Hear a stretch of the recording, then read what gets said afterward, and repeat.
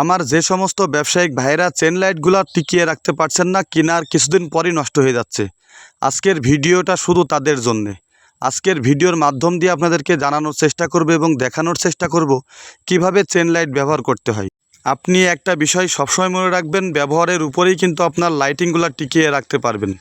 কারণ যদি আপনার ব্যবহার করাটা খারাপ হয় এবং গোছানোটা খারাপ হয়, তাহলে কিন্তু আপনি লাইটিংগুলো বেশি দিন টিকিয়ে রাখতে পারবেন না। তো আজকে আমার এই ভিডিওর মাধ্যম দিয়ে আপনাদেরকে আমি সেটাই দেখানোর চেষ্টা করব কিভাবে চেন লাইট গুছাতে হয় এবং কিভাবে চেন লাইটগুলো খুলে দোকানে নিয়ে আসতে হয়। ভিডিওটা স্কিপ করলে কিন্তু আপনারা কিছুই বুঝতে পারবেন না। ভিডিওটা না টেনে পুরোপুরো দেখতে থাকুন। আশা করি আমার এই ভিডিওর মাধ্যম দিয়ে আজকে আপনারা অনেক কিছু বুঝতে পারবেন, দেখতে পারবেন এবং শিখতে পারবেন। দেখতে পাচ্ছেন আমার এই মিস্ত্রি ভাইটা কিন্তু ছাদের উপরে উঠেছে চেন লাইট খুলতে, কারণ এই চেন লাইট কিন্তু পুরো বিল্ডিং জুড়েই করা ছিল এবং এই চেন লাইটগুলো কিন্তু সে খুব সুন্দরভাবে খুলছে। প্রথম দিকে সে কিন্তু একটা চেন লাইট খুলে কত সুন্দরভাবে বেঁধে রাখলো, দেখতে পাচ্ছেন।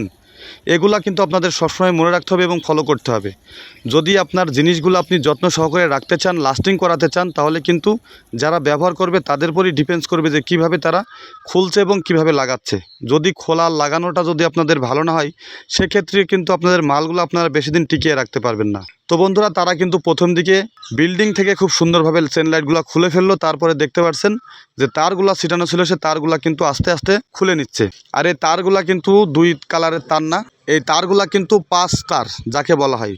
এই চেন লাইটগুলা কিন্তু আর একটা সাইড ভালো আছে, এটা কিন্তু এক কালারের চেন লাইট। এই এক কালারের চেন লাইট দিয়ে কিন্তু এই 5 তার দিয়ে যদি আপনি ম্যাশিং দিয়ে দেন, সেক্ষেত্রে কিন্তু আপনার চেন লাইটের কালারগুলো কিন্তু অনেকটা বাড়িয়ে বেড়ায়, দেখতে অনেক ভালো লাগে। তো বন্ধুরা, তাদের কিন্তু চেন লাইটটা মোটামুটিভাবে খোলা হয়ে গেছে, যার ফলে দেখতে পাচ্ছেন এখন তারা তার গোছাচ্ছে এবং তার গোছানোর পরে তারা কি করবে এটা একটু আপনাদেরকে দেখানোর চেষ্টা করছি। তো সবসময় মনে রাখবেন যে চেন লাইট এই মিস্ত্রি ভাইটার মাধ্যম দিয়ে আমি আরেকবার আপনাদেরকে দেখানোর চেষ্টা করছি।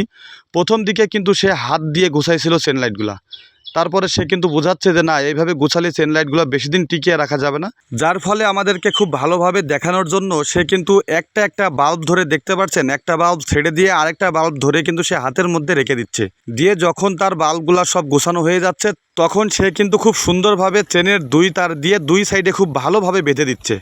আর এই বেঁধে দেওয়ার কারণ একটাই, এই মিস্ত্রি ভাইটা যদি মনে করে থাকে এই চেন লাইটগুলো আমরা হাতে করে নিয়ে চলে যাব অনেক দূরে এবং যে কোনো গাড়ির এক কোনায় ফেলে দিলেও এই চেন লাইটগুলো চলে যাবে, কোনো সমস্যা হবে না। এবং এই চেন লাইটগুলো যদি এইভাবে আপনারা বেঁধে নিতে পারেন, সেক্ষেত্রে কিন্তু আপনার আরেকটা উপকার হবে।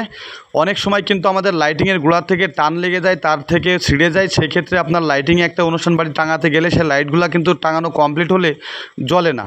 তো এভাবে আপনারা যদি বেঁধে নিয়ে যাইতে পারেন, তাহলে কিন্তু আপনার চেন লাইটগুলো টানাটানি করলেও বাল্বের গোড়ায় কোনো আঘাত পড়বে না, যার ফলে চেন লাইটগুলোর সমস্যা হবে না, অনেক দিন লাস্টিং করাতে পারবেন।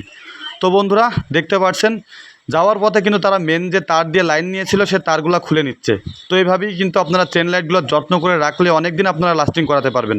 তো বন্ধুরা, আমার ভিডিওটা দেখে যদি আপনাদের উপকার হয়, অবশ্যই আমার চ্যানেলে নতুন হয়ে থাকলে আমার চ্যানেলটা সাবস্ক্রাইব করে আমার পাশে থাকবেন। আর আমার এই চ্যানেলের মাধ্যম দিয়ে আপনাদেরকে আমি দেখানোর চেষ্টা করব ডেকোরেশনের নতুন নতুন কাজ। আর ডেকোরেশনের যে সমস্ত ভাইরা নতুন কাজ করতে চাচ্ছেন, যে সমস্ত ভিডিও আপলোড করা আছে, সেগুলো চাইলে দেখে আসতে পারেন। তো আজকের মতো আমি এখানেই বিদায় নিলাম। সবাই সুস্থ থাকুন, ভালো থাকবেন, আল্লাহ হাফেজ।